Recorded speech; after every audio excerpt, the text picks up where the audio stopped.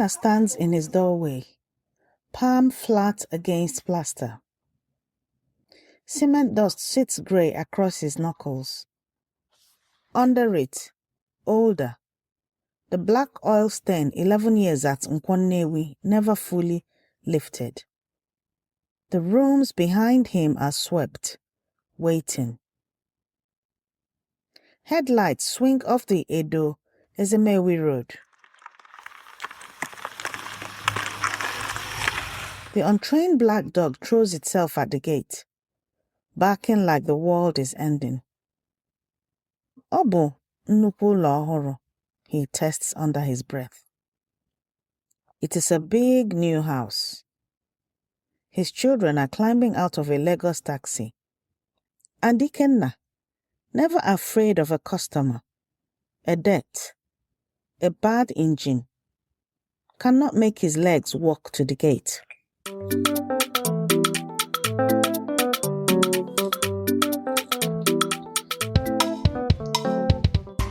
Ndewo, no.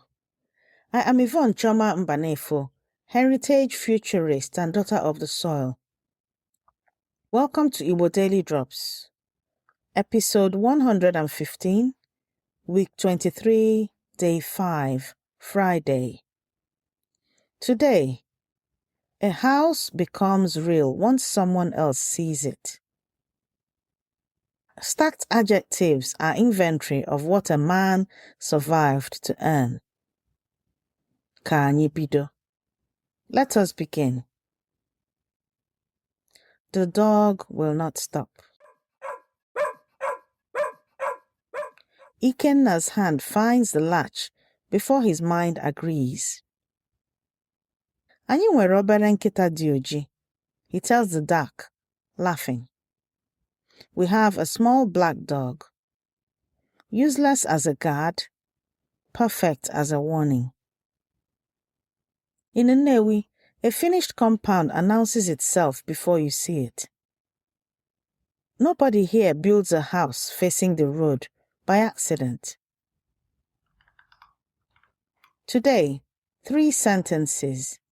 Repeat after me. Sentence 1. Ọ bụ nnukwu ụlọ ọhụrụ. In English, it is a big new house. Ọ bụ nnukwu ụlọ ọhụrụ. Ọ bụ nnukwu ụlọ ọhụrụ. Ọ bụ nnukwu ụlọ ọhụrụ. The gate swings open under his hand. Sentence 2. Anyị nwere obere nkịta dị ojii. In English, we have a small black dog. Anyị nwere obere nkịta dị ojii. Anyị nwere obere nkịta dị ojii. Anyị nwere obere nkịta dị ojii. The dog sits, finally still. Sentence 3. Eriri m osikapa dị ọkụ na-atọ ụtọ. In English, I ate hot, delicious rice. Eriri m osikapa dị ọkụ na-atọ ụtọ.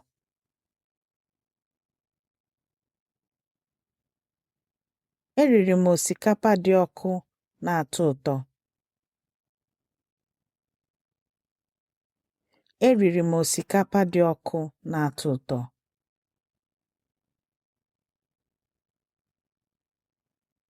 His daughter can smell it cooking. These 3 sentences are in your free speaking workbook this week.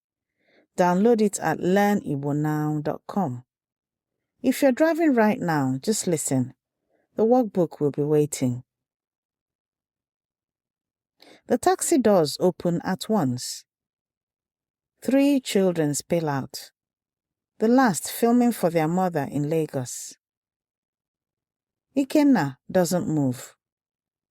His daughter reaches him first, presses her palm to the same wall his hand never left, and just looks. At him then the house, then him again. The dog circles their ankles, forgetting its job. Inside, the rice is still hot. Papa, your hands are still dirty, his daughter says. He looks down. Cement, old oil, both. Aka aja aja na-ebute ọnụ mmanụ. Aka aja aja na-ebute ọnụ mmanụ. The dusty hand brings the oily mouth.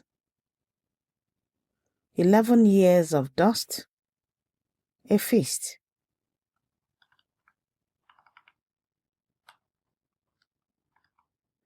In Nnewi, I've watched men measure a life against one test. Is there a house standing with your name inside it? Historian Dmitri van den Bersselaar,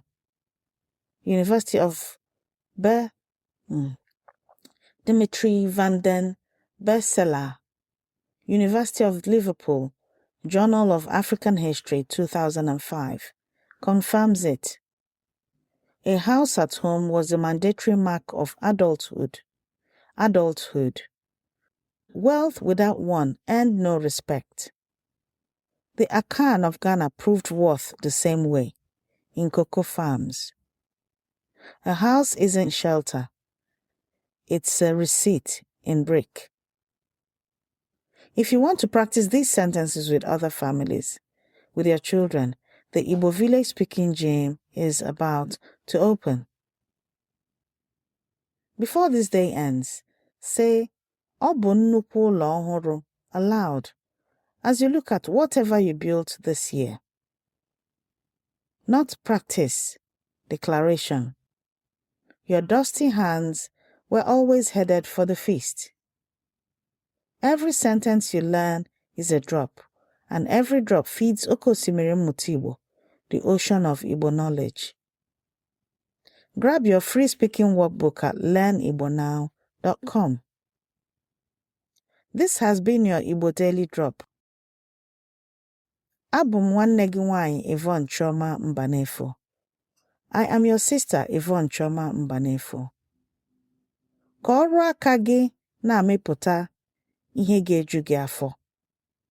May the work of your hands keep producing what finally satisfies you.